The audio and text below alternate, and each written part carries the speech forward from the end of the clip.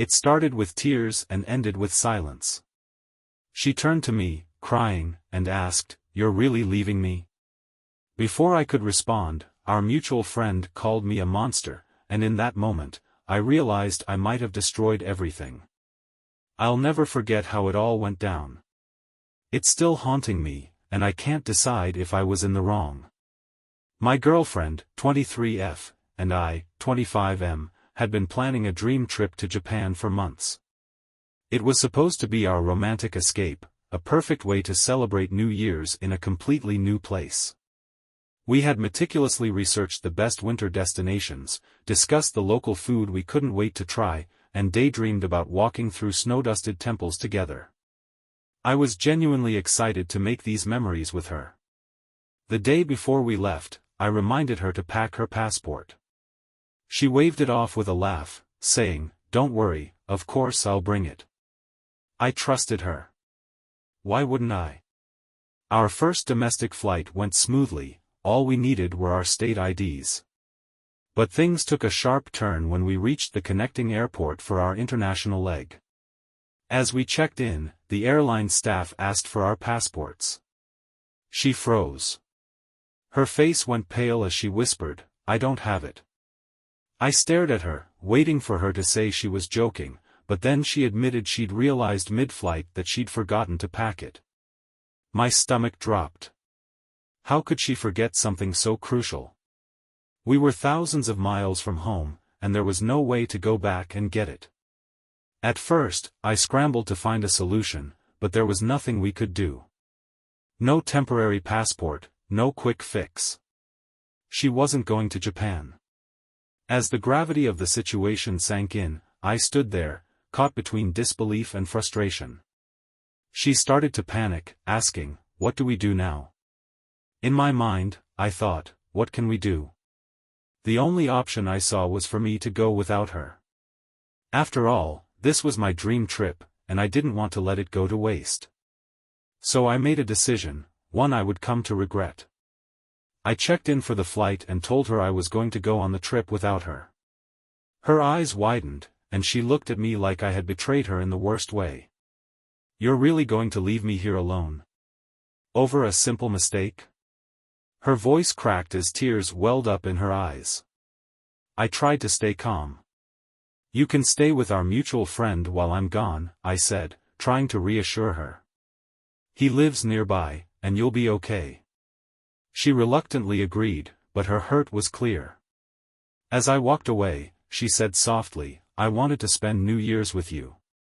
Later that evening, I FaceTimed her from Tokyo. She answered, but the warmth in her voice was gone. Our friend was there too, and as the call went on, his disappointment was palpable. "I can't believe you left her like that," he said, shaking his head. "You really abandoned her over this." Hearing that hit me harder than I expected. My girlfriend didn't say much, but her silence and occasional nods to his words said everything. I ended the call feeling like I had made the wrong choice. As I explored Japan alone, I couldn't escape the guilt. Everywhere I went, I thought about how much she would have loved it. The neon lights of Shinjuku, the serene temples of Kyoto, the view of Mount Fuji, every moment felt hollow without her by my side. I sent her photos, but her replies were curt, her hurt still obvious. A few days into the trip, our mutual friend called again. He didn't sugarcoat it. "She's devastated," he said bluntly. "It's not just about the trip. It's about how you made her feel, like she didn't matter." His words hit me like a brick. I'd been so caught up in my frustration over her mistake and my desire to salvage my plans that I hadn't considered what my actions said to her. That night, I called her again, but she didn't pick up.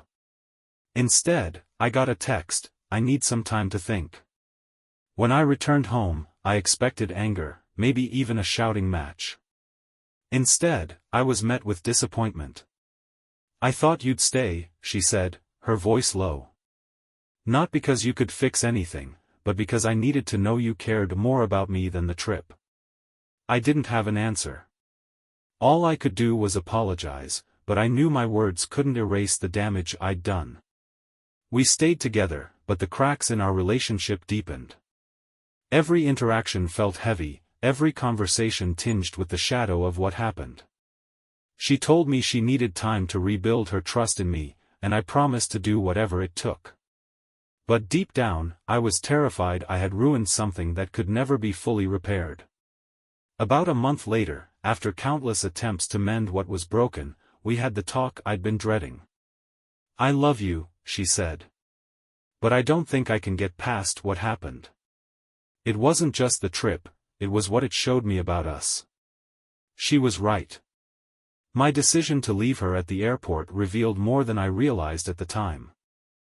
It showed that I prioritized plans over partnership, logic over empathy.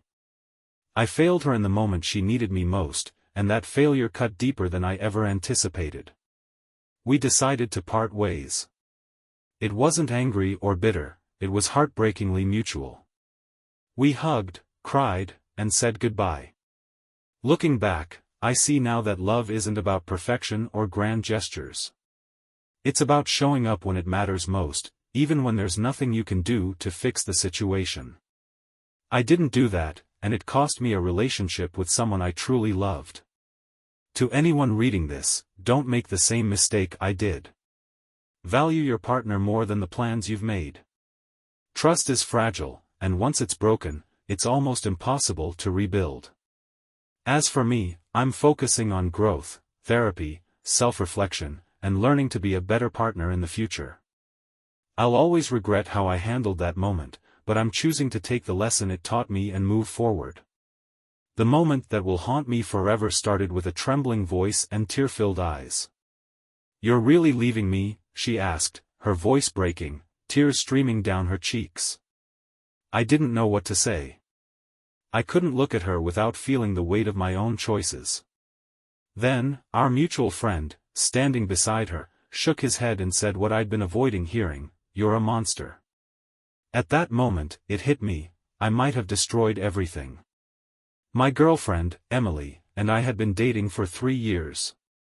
We'd built the kind of relationship people envied, or so I thought. We were that couple who seemed like best friends, always planning exciting adventures and sharing inside jokes.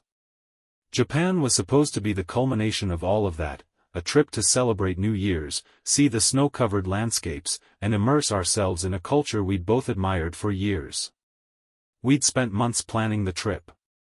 Every detail was perfect: flights booked, hotels reserved, an itinerary packed with experiences we'd both been dreaming about. We talked endlessly about the ramen shops, temples, and even the vending machines we wanted to try. For us, it was more than a trip, it was a milestone, something that would bring us even closer. The night before we left, I casually reminded her, "Don't forget your passport." She laughed, rolling her eyes. "I know. Don't worry. I've got it." I didn't press further. Why would I? Emily was responsible, reliable, and detail-oriented. She planned most of our trips and had never once dropped the ball. I trusted her completely. We flew out of our local airport without issue. The first leg was domestic, so we only needed our state IDs. We sat on the plane, excitedly flipping through our itinerary, talking about what we'd do first when we landed in Tokyo. She seemed completely at ease, even giddy. I didn't suspect a thing. When we landed at the connecting airport, the excitement buzzed between us as we walked to the international terminal. The energy in the air felt electric, until it wasn't. We approached the check-in counter, passports in hand, or at least, I thought we both had them. The airline staff asked for our passports. I handed mine over without a second thought and turned to Emily. She froze. "Emily?" I asked, confused. Her face turned pale. I don't have it," she whispered. At first, I thought she was joking. "Come on, stop messing around," I said, chuckling nervously.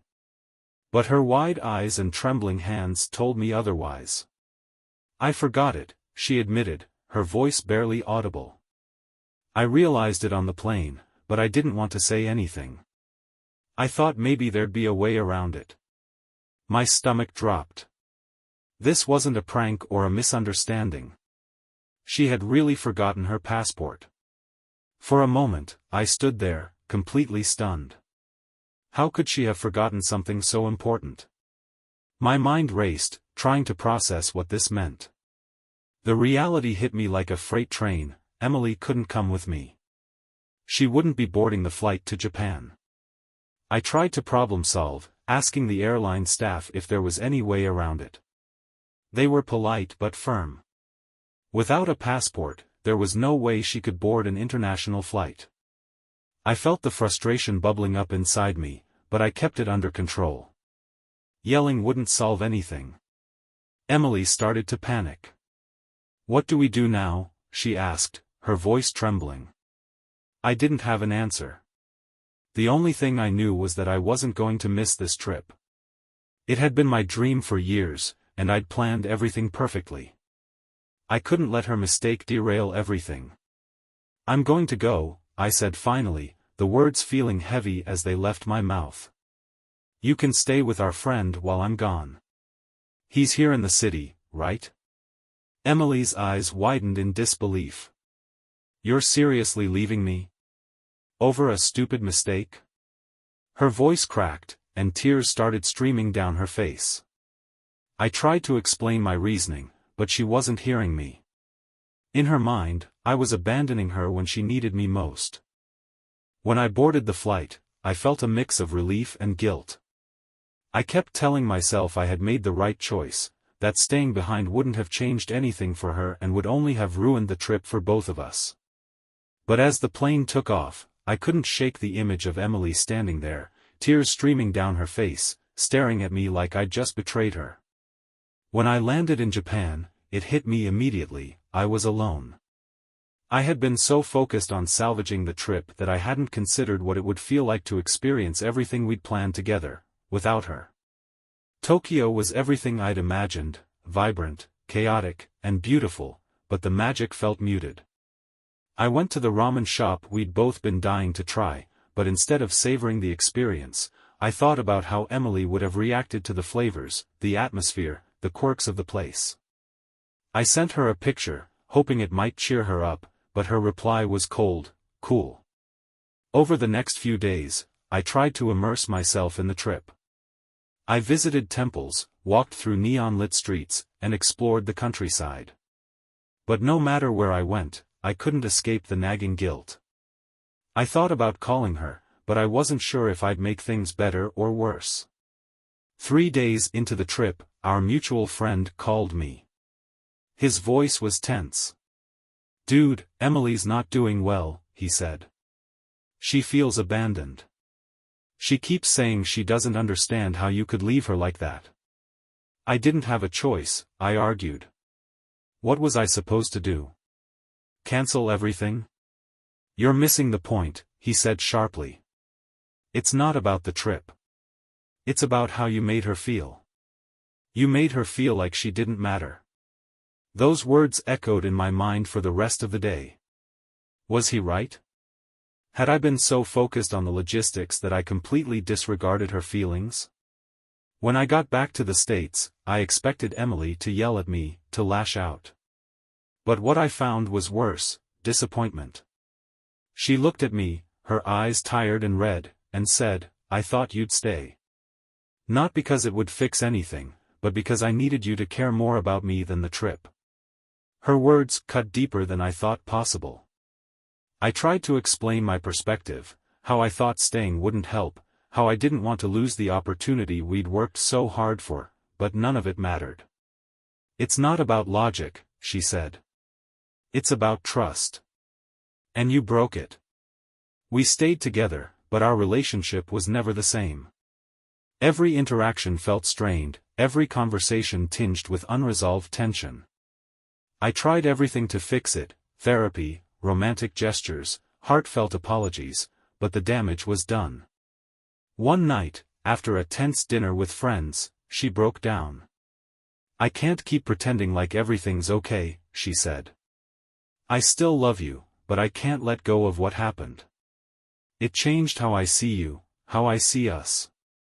A few weeks later, we had the conversation I'd been dreading. I think we need to break up, she said softly. This isn't about punishing you, it's about what I need to feel secure in a relationship. And I don't think I can get that back with you. It was the hardest conversation of my life, but I knew she was right. I'd failed her in a way I couldn't undo. We parted ways with tears and a final hug that felt like goodbye to more than just a relationship, it was goodbye to the future we'd imagined together. Looking back, I realize now that love isn't about grand gestures or perfect plans. It's about showing up when it matters most, even if there's no solution. I didn't do that for Emily, and it cost me everything. For anyone reading this, trust is fragile. Don't take it for granted. When your partner needs you, be there, not because you can fix things, but because they need to know you care more about them than any plan or dream. As for me, I'm focusing on growth, hoping I'll be better for whoever comes next. But I'll never forget Emily, or the lesson she taught me. Love is about showing up, no matter what. Thank you for watching the video. Subscribe and turn on notifications to be the first to have Radish and real stories with you. Have a great day.